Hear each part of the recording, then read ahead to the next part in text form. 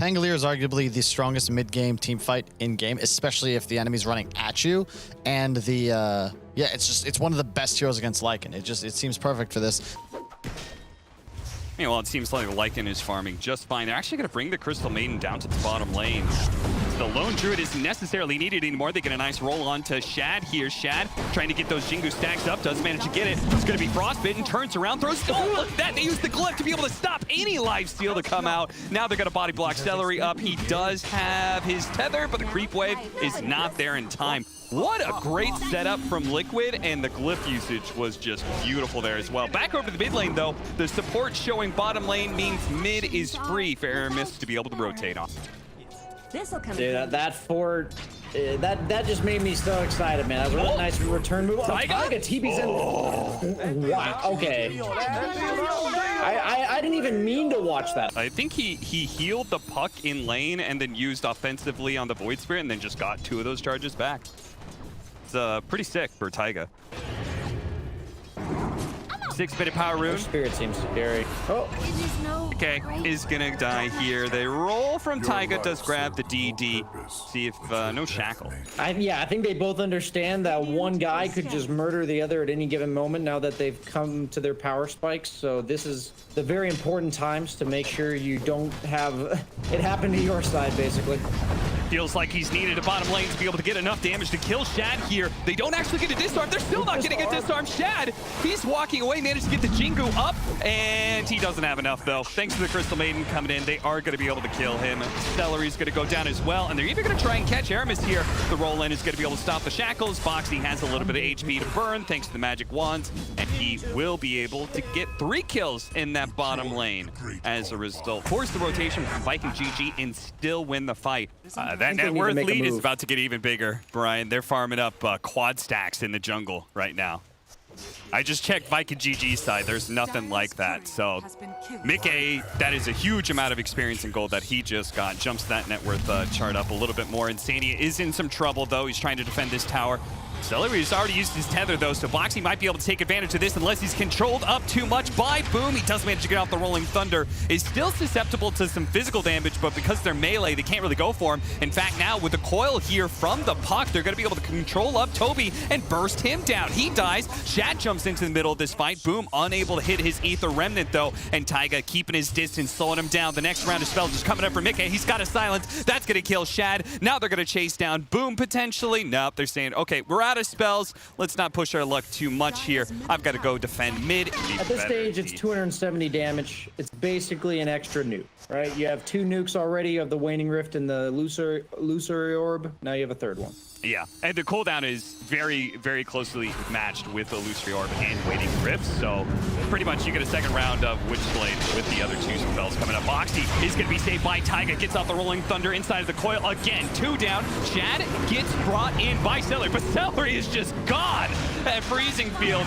Quickly blows him up, and Shad asks, why, oh why are we taking that fight there? Liquid, they seemed well prepared and well set up. Soon he may even have, he can get both of the talents soon. 30 damage and phase shift attack if he really wants to continue that right-click build, which I think is a good idea, especially against this Lycan. You've got so many targets out there. They're going to get the initiation on the Lycan before he can get off the shapeshift.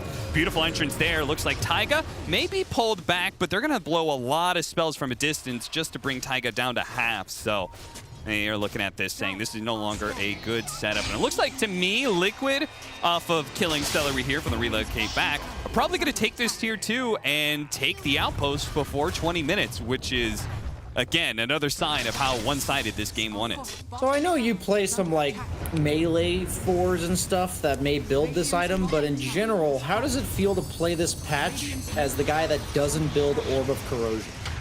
I feel like that item is so broken. I would kind of tend to agree with that, yeah. I think the nerf was a little well placed. Oh, the roll-in almost caught Shad before he jumped out, but Shad was able to get away in time. Quickly kills Insania. Now with the shackles on to Boxy, they're going to be able to bring him down. Toby is looking for more, and he's going to find it too. Koifa, he managed to get the fear off on some of the heroes, but with his tanky true form, Toby gives up on that kill. Shad's going to try and protect everybody with this Wukong's command, but Liquid, they're just going to wait.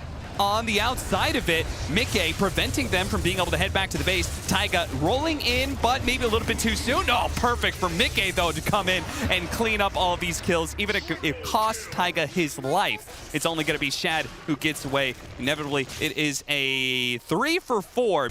Yeah, it's that's a tough one, man.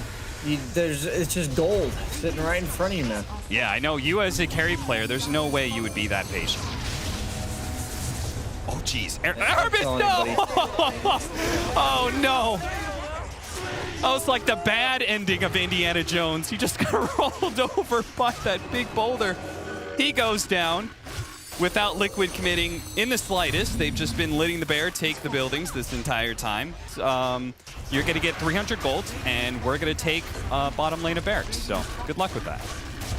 Yeah, you play this whole hunting phase until you have the items you need to go high ground, and it looks like they assess that to be the assault cuirass for Koifa, because that just accelerates how quickly they take these towers by such a large degree that... I'm going to say Shadow Shaman, because at least Disruptor, you can just drop your ultimate and have a disabling. Meanwhile, Aramis, in order to get a disable, I guess Hex is out there, but there's no chance you're getting Shackles. As you can see, Koifa's going to run up to him with the bear, and now he's dead. Shad, he's going to come in with EKB, gets off the Wukong's command, and see if they can fight here for once with the bear stuck inside the Serpents. It will die. Koifa says, don't worry, I've got another one where that came from. Boxy, he gets a little bit low. Shad doesn't want to go outside of his ring. His ring is gone now, and so too is the armor. So Koifa quickly takes him down in just a couple of chomps of the bear. And that is truly it for Viking GG. And it feels like that's been it for the last maybe 10 minutes. Definitely the last 7. I mean, Liquid had just put on a clinic for that game 1. I was wondering if Liquid was going to do their typical like slow roll into the tournament for this DPC setup and like... I am not a fan. It's aggression. But good lord, like you have no innate survivability now. He used his first idol on conversion to give Mickey a little bit of a boost. I think against a hero like SF, whose level 2 is super important, that's a very good choice. I like that distribution of resources there. As Zania does go down. Pretty impossible lane down here for Liquid. 2v3, both of them. Oracle, it's weird. I feel like Oracle's really good against Slardar if his carry offers a lot of damage in the lane, like a troll or something like that.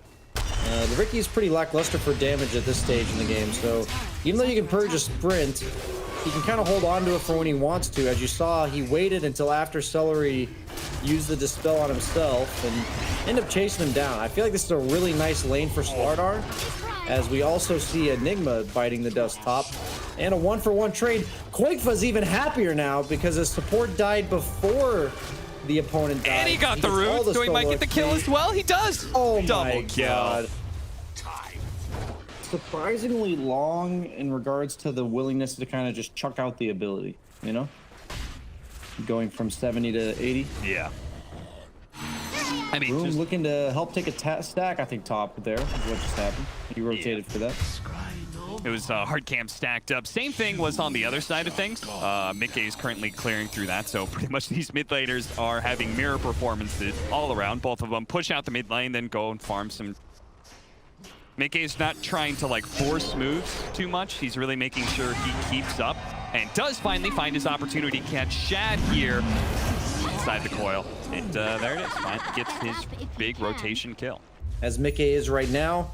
And this is the key when you have this position 5, quote-unquote, Enigma, who's now soaking the mid lane, level 6, 9.5 minutes in, is that Mickey runs around the map just like this, fighting with his Crystal Maiden, getting a kill on the Bounty Hunter, might be queuing up a kill on Boom. Yeah, Boom. He needs to be able to get off the Requiem right now if he wants to be able to get away from this. He kind of pushes Mickey in and managed to catch him with the Requiem. I think he was holding on to that for a little bit. He could have popped it sooner, but I think he really wanted to bait in Mickey more and more and more, as he had wand charges and a range drop. He's going to take a bit of damage from Boxy, but he's got Celery, who's level 6 behind him. I feel like Mickey kind of baited himself there, thinking he was going to get his orb off in time before the... Oh, SF ulti, but he didn't. Barely gets saved in time by the false promise. He's got to be careful. That bash to the deep, that's a hefty amount of burst. Yeah, top tower dying to Koikfa. If Liquid can hold mid, which it looks like they are. Beautiful coil, and they cannot stop a three-man black hole. Toby gonna limp away, thought about going for the Primal Roar. Mickey's gonna knight him, even that with a phase shift. And now they go from almost taking top tower to definitely taking mid tower. Seems like they're just taking your idea and running with it. Just keep the pressure up on Viking GG. His Blink Dagger choice, just extra opportunities to start fights. Get in the face of the enemy. They're going to get on top of Celery here. Now, Boxy's going to quickly get turned around here. Primal Roar plus the Requiem. He's going to go down, and nobody actually falls on the side of Viking GG. Liquid are still going to be able to force Viking to retreat to their own side of the map. But Liquid is actually going to turn him back on them and say, hey, we're now going to take the objective we were near just because you used all your stuff to kill our guy before. And he's back alive. Yeah, Requiem is their only, like, big team fight AoE ability. Everything else they have is real single targets, so this fight around the pit, it's going to be a bit dicey, especially with Mickey coming in. Managed to get the two-man coil with the freezing field next to it, but he actually dies. He tries to get out of the smoke screen. A shuriken cuts him down. That was not the worst thing for Viking GG. Demote Boxy, just purely based on Taiga's hero pool. Nigma, one of the best supports in the game, if not the best, to get these early items up on. And they smoke again on Liquid. Smoke is going to be broken immediately. Aramis positioning himself, knowing that the enemy team very likely is going to try and force something here. Aramis gets a little bit low from Boxy, but it's going to be saved by the Oracle. Oh no, boom! He popped his BKB there, and he's going to go for the Requiem just to be able to kill Insania, but similar to that kill earlier, they've now used their big team fight ability to just get one small pick off. Boom's gonna have to break this coil and keep on running up to the triangle. He's gonna turn around, throw some damage out there, see if they can kill the bear. Toby gets a little bit low, but is saved by Celery. He should heal up a decent amount here. The Koifa bear is gonna die to the Necronomicon. He's got another one though. Toby, he doesn't heal much at all. In fact, he immediately gets bursted down by Boxy, who now blinks forward looking for a little bit more. Boom, with the corrosive haze on him. Mickey is pumping out the damage with that Witch's Blade plus treads and two double null tally. That is a right-click build. He will manage to kill the SF, but Shad's going to die. But a black hole with the freezing field, in turn, is going to wipe the last remaining member of Viking GG, and Liquid have finally secured themselves that Roshan. And just forced them to basically chase him into this weird choke point in Slardar. I mean... Boom. They kill that mid tower, and they actually glyph the creep wave, and Boom immediately runs. He knows what that glyph is. That glyph is a way to try and stall him from retreating, and they're still going to catch potentially Aramis here, who breaks that smoke and is not going to be saved by the Oracle, because the Oracle may not even be able to save himself. Going to go for the TP out, but the fear comes in just in time. The coil, however, barely missed. So only a double I was kill looking at the Quick. coil. That was a butt clincher for Ricky there. All that armor on that bear is still going to be very tough to fight through. 3,400 HP with the BKB on Taiga, ready to go with the Blink Dagger. That's Aghanim Scepter. Oh, this is an opportunity. Mickey caught trying to push out that bottom lane. Jumped over to his Illusory Orb right into the open arms of Toby. Just the fact that Shad, who previously, because Puck was alive, was hiding in the trees bottom, is now like walking aggressively on the map. I think it says a lot about like the map control impact that death has. Will it surmount to like any long-term effects? We'll just have to see as a fight breaks out mid. And Bounty Hunter dying immediately, I do not think is how we envision them capitalizing. Yeah, Liquid just played on the high ground with a sentry laid out and waited for the Bounty Hunter to try and scout some heroes out. They immediately get that kill, and playing around their high ground means they can afford to take a 4 versus 4 here as Shad is stuck inside the freezing field. Is not going to be making it out anytime soon with Taiga. Just throwing his full weight into Boom. He pops the Blink BKB Black Hole, makes sure that the other core is going to fall as well. Quickly, just like that, 4 heroes take on 5, and it's the 5 that fall. Viking GG get team wiped. 15,000 net worth lead for Liquid as they push for the high ground. GG, that's it. Wow. Yeah, I don't really blame them here. I feel like they actually just know exactly what's going to happen because it happened to them in real time like 40 minutes ago, you know? That story kind of wrote itself after, I would honestly say, that 10-minute engagement with the 3-man coil into the 3-man hole.